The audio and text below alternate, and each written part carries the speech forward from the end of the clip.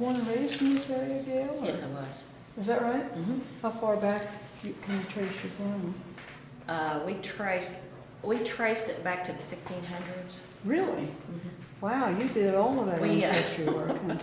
Well, you know, different sides came out of different spots. Right. Some from France, some from Scotland, some from England. And what do you know what brought your family to this region? Probably got them out of jail to bring them over here to work the land. Well, that's how a lot of them, a lot of folks, a lot of our ancestors got there that way. I don't really know. Did your, do you know, were they farmers or coal miners? Well, I'm sure they were farmers. Mm-hmm. So how far back do you kind of know the real history? Probably to my great-grandmother is the last person I can remember. And tell me about her.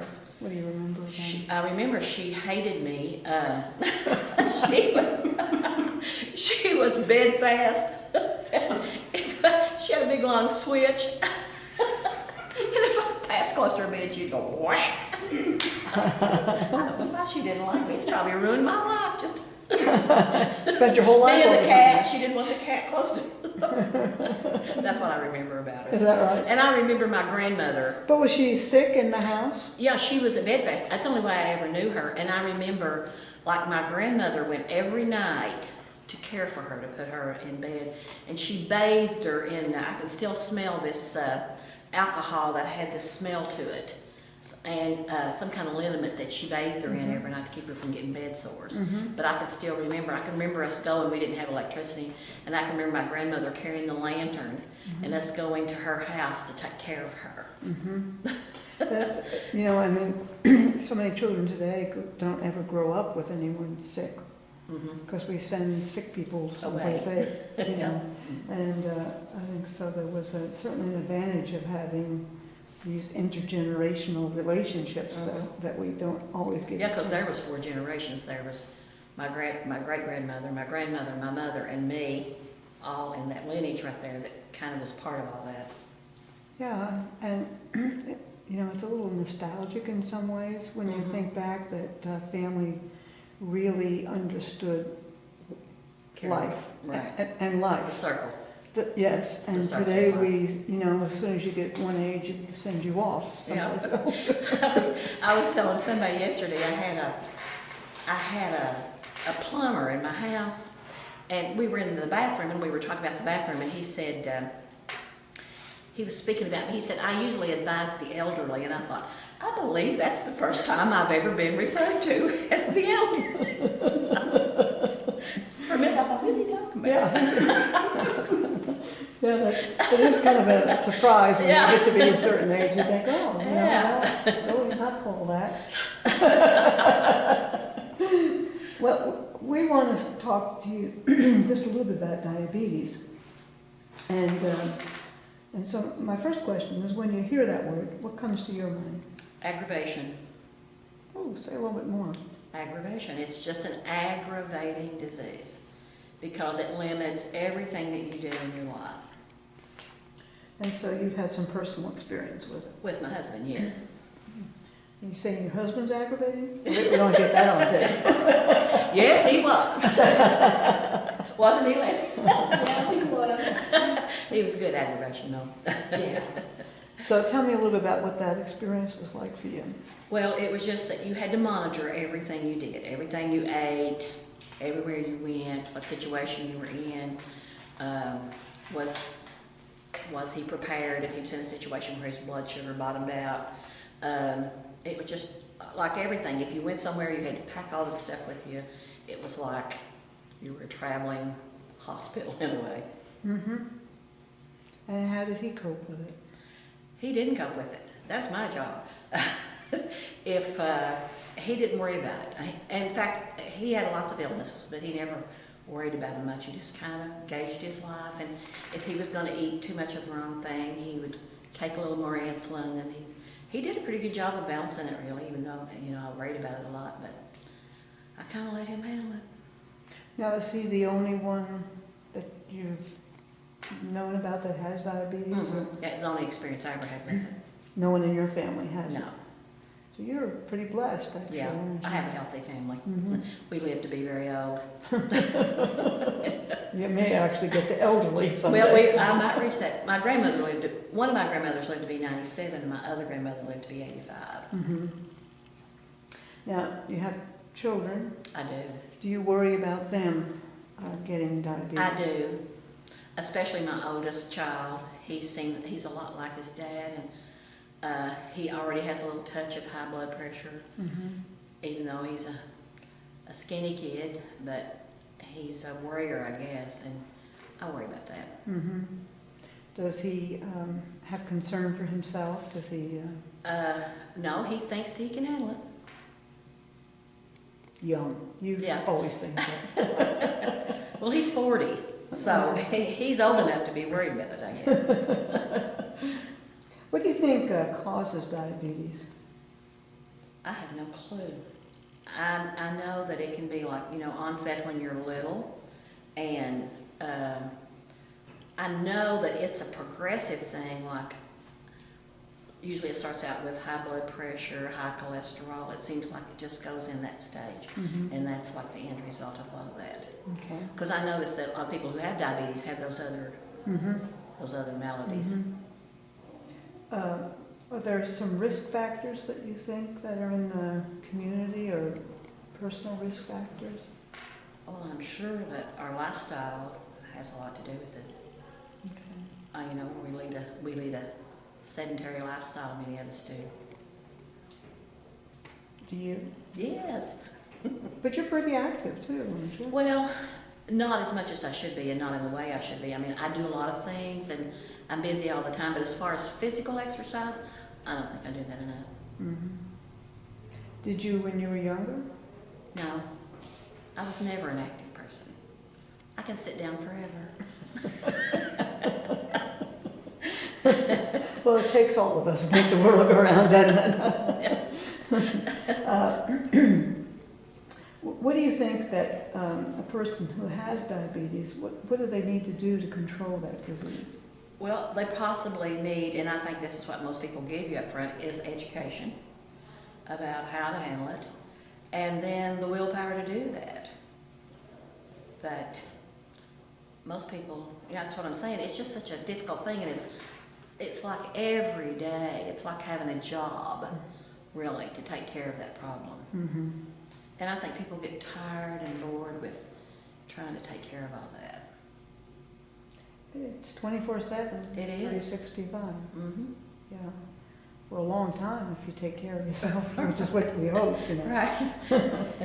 But we're particularly focusing on, with this grant we have, to look at prevention of type 2. Mm-hmm. Can't prevent type 1, but we can prevent type Right. 2, or at least we can delay the onset and delay complications that might occur.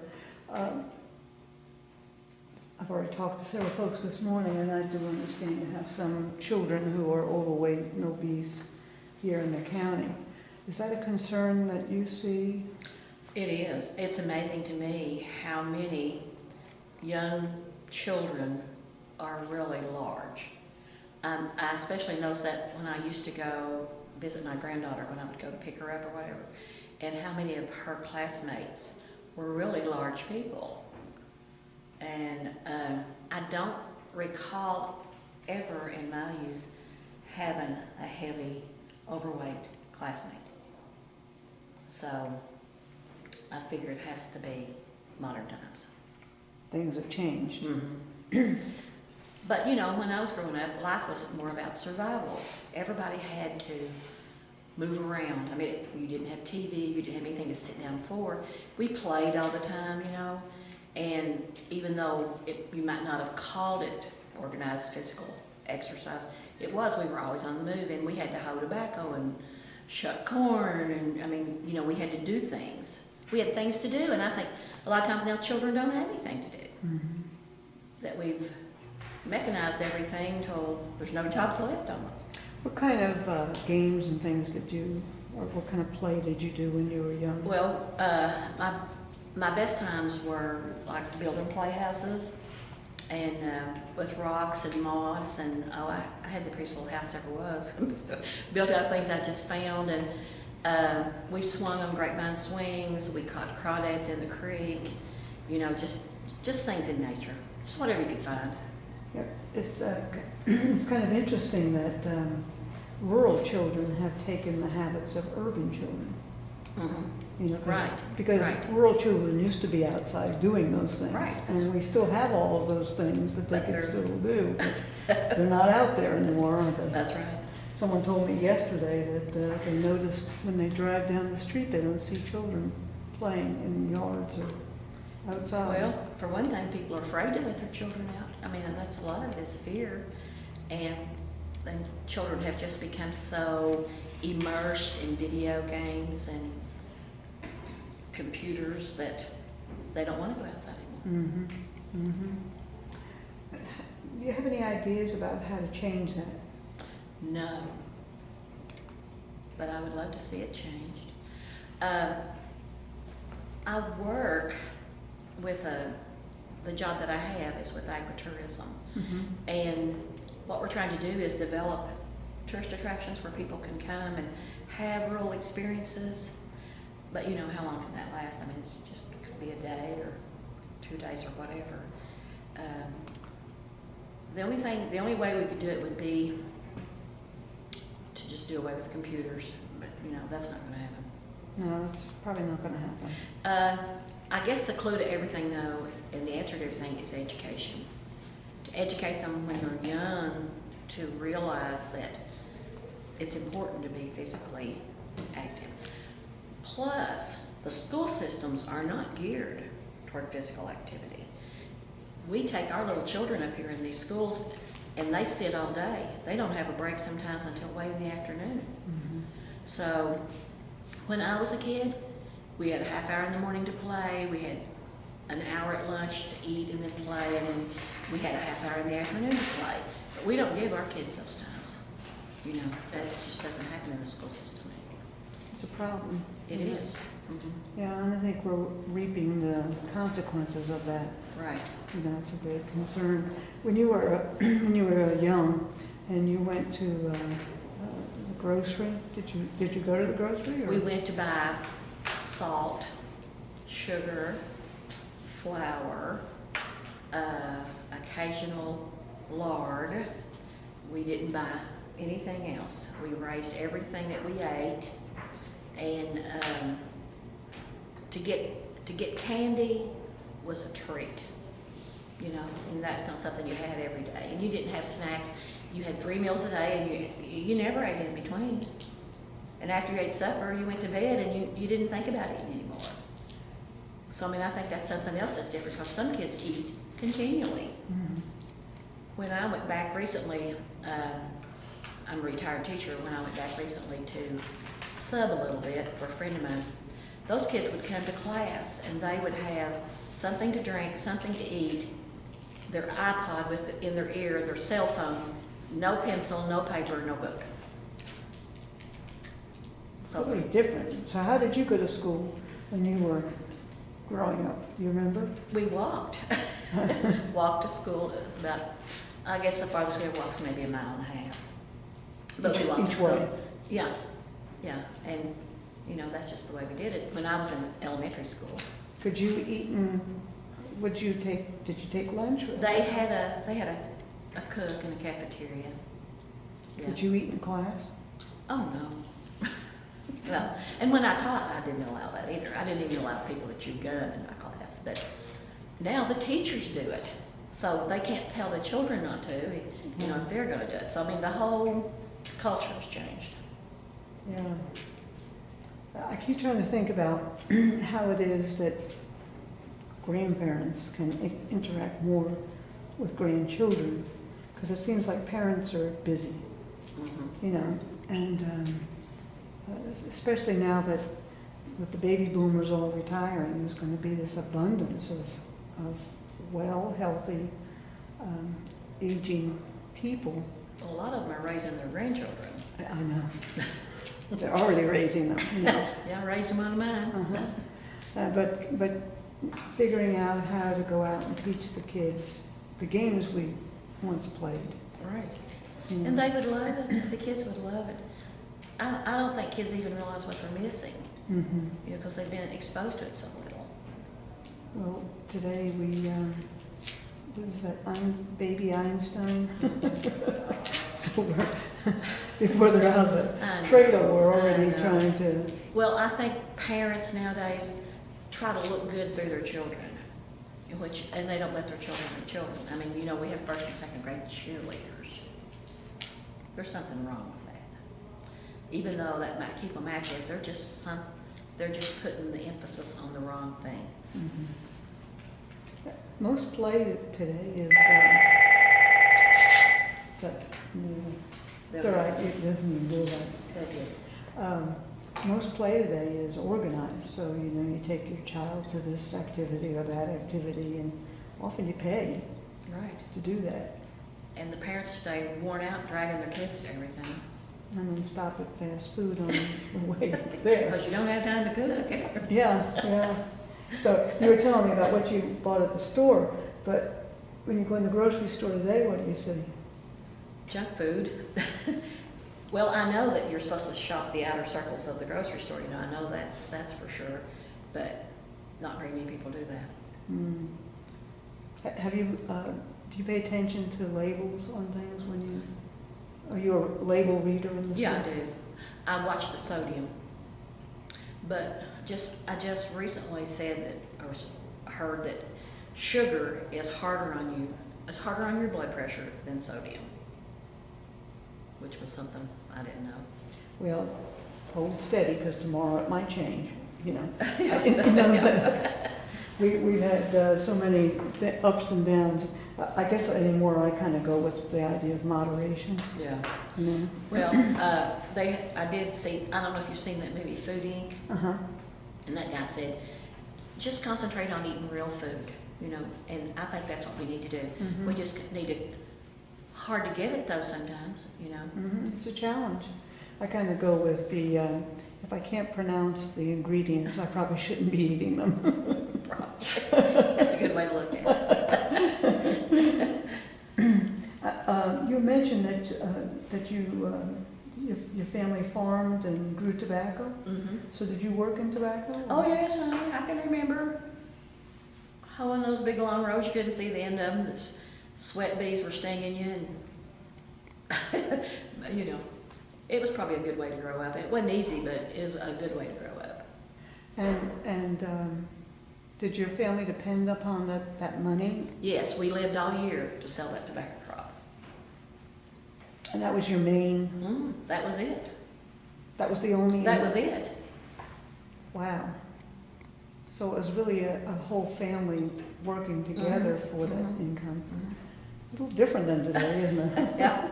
Yeah. Did people in the family smoke or use the tobacco? I don't remember anybody in my family ever smoking. On my mother's side, that was the side that I grew up in. With her mom and dad were the farmers, so I don't remember. None of them ever smoked. And what about you or your siblings? Any of you ever used tobacco? Maybe my sister and my brother, but my other brother and we just never could. I tried it one time, but I was like Bill Clinton. I just could not inhale, so it just didn't work for me. I hear that.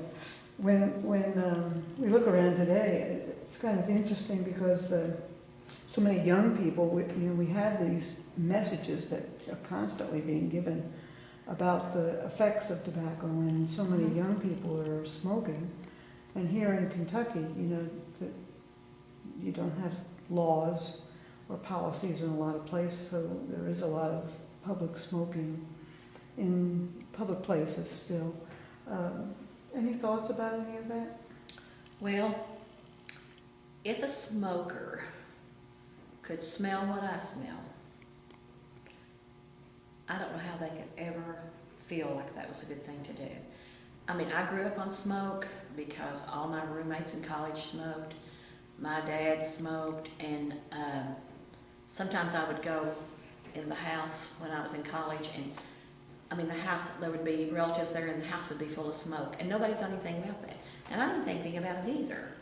But after I got away from smoking, and it wasn't in my house, my personal home, it just became so prevalent, you know, and everything. Like if somebody would come to my house and smoke, I could smell it in my towels that were stacked away in the closet. And I think, if smoke is this powerful, what is it doing to your body? I mean, it was after I got away from it that I realized how powerful it was and how damaging it can be. If you were going to give a message to young people about tobacco today, what would you say? Stay away from it, don't do it. Take a puff and blow it through that's one thing I saw, a demonstration I saw where they took a puff of smoke, they blew it through a white cloth, and what it left on that cloth, just one puff.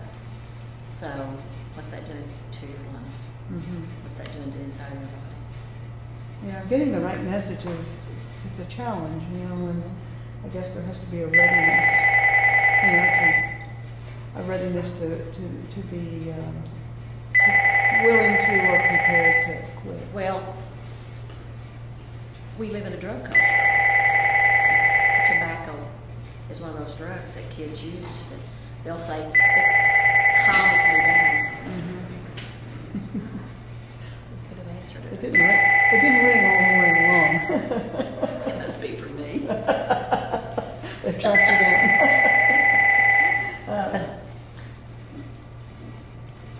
You've been in the schools and you kind of know some of the concerns. What suggestions would you have about things that could be done differently? In the schools? Well, for one thing,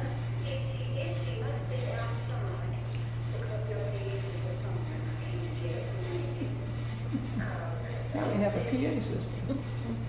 This will be one of those parts we'll cut out.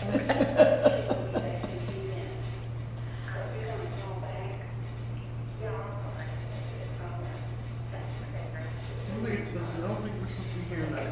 I don't think we're supposed to be hearing it either. let's see, what were we talking about? What Schools? would what do you think might be done in schools? Well, I think there's too much emphasis on school. I think we start our children too early. We wear them out before they're really ready to go to school.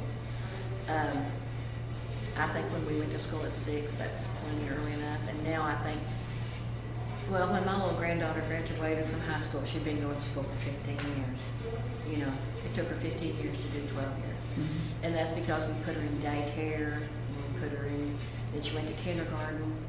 And I think we try too hard to teach our children, and we're graduating dumb children.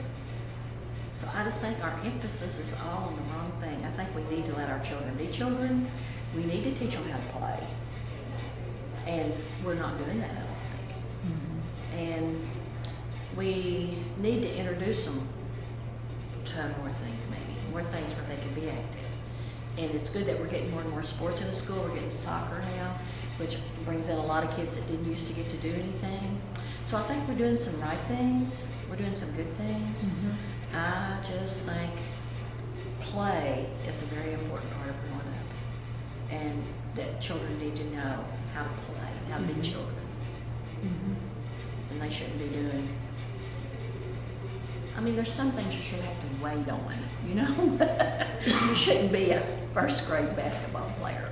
I mean, it's not even good for you physically, I don't think. But that's just my soapbox. All right, that's exactly what I wanted to hear, your soapbox. But I do want to ask you to tell me a little bit about your role with ecotourism and what you're aiming for. And Well, we work in 5 counties, and that's Carter, Elliot, Morgan, Menifee, Wolf. And basically what we're trying to do is rebuild the economy. And it was for depressed counties that lost the tobacco program, because that was their source of income. So what we're trying to do is get them to repurpose their land in a way that would attract people to come and do something on that land. We have different things, like we have rock climbing, we have zip lines, we have farm stays, houses, we have a winery now, different things that people could come to our area. And of course, we have, we have state parks, we have Carter Caves, we have Grayson Lake, we have the Red River Gorge in this area. You have this place. Yes. And this is an educational facility. This is where children can come and learn about nature and get involved with nature and really realize how the ecosystem works. So, yes, this is a good thing. This place is a good thing. And so, how successful are you being? Well, we have seen steady but very slow growth because it's a new concept and people have a hard time looking at things in a different way. They just can't realize it's not their grandfather's farm anymore, that they can look at it in a different way. And a lot of people are doing it. And it's being organized now from the state level down because we do have a Department of Agritourism at the state level. Mm-hmm. So it's a little bit more prevalent maybe in the bluegrass region where the topography might lend itself better to that. Mm-hmm. But it's something that's growing here. I mean, we've seen it in the last 4 or 5 years. We've seen it grow a little bit. And you're trying to build artists. We do. We support artists. We support authors. We support photographers. We support anybody that does anything to make this region better. You take a picture of it, or you paint a picture of it, or you write a story about it, or you sing a song about it, or you make it prettier, or you make it more functional, or you invite somebody to come in, or you feed that person, or you give that person a place to stay. We're all about all that. And how do people get involved with the work you're doing? How do they find you if they're... Well, we do newspaper articles. We're establishing a website. We went to the state fair just recently and passed out our brochure. But basically, I've gone door to door and knocked on doors and said, here's what we do. You want to be part of it? And we can put an article in the paper and never get a word back. But I can go knock on a door and say, do you want to be part of this? And they say, I would love to. So it's really been a door-to-door effort for me. I think that's such a valuable point, and so many people have actually said that to me in different ways, that it's really, if you want to get something done, it's word of mouth. Right. It's going directly. Right. Just like this place recently, last week we put an article in the paper asking for volunteers to come and work on the trails. I mean, this serves Elliot County.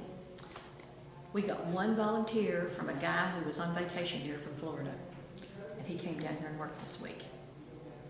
So, but probably if we'd gone out and called people up and said, could you come? They would have probably come. Mm-hmm. Mm-hmm. It's just personal. Rural people like that personal contact. Mm-hmm. I think there is a strong correlation between health and having something meaningful to do in your life. Mm-hmm. You have any ideas or thoughts about that? Well, I think that engagement in life is a good thing. And to be engaged, to be truly engaged, I think you have to feel like what you're doing is worthwhile. Like when I taught school, I loved teaching school. And I thought I was doing something important. I thought that I made a difference in children's lives, and I think I did. And it was nourishing to me to do that. And now, I feel, of course, I do a lot of things. I'm president of the Women's Club and president of the Tourism Council, and I'm involved with the Chamber of Commerce, and then I have this full-time job, and I feel like that everything I do, I'm doing to make things better. So, to me, that nourishes me and makes me feel like I have some little place in the world, because when you get to be elderly, you're not always as needed. And I do think sometimes, well, if I died today, it really wouldn't make any difference in anybody's life. But as long as I'm here, I need to be doing something. Now, are you employed by the USDA? Or? No, I'm employed. I have a grant position through the Elliot County Extension Office. Okay. Gwenda's my supervisor. Okay. And you're involved in the Brushy Fork Institute? Well, we went last year, the Tourism Council, so I'm involved with that through the Tourism Council. Because we're doing this local products outlet we're getting ready to put in here. We did the city beautification project last year. And are you going back again? I'm going this year. Excellent. We're taking a whole group. Yeah, I know. I know. Kind of shook them up, I think. And then there was another lady here this week. She wants 3 more people from this county to go. So we're trying to dig up people to go to Brushy Fork. Well, that's wonderful, though. I mean, I think it takes, one of the things is educating people to take some new ideas and figure out how to mix it up with the old. Mm-hmm. So I think that's an opportunity to do that. Yeah.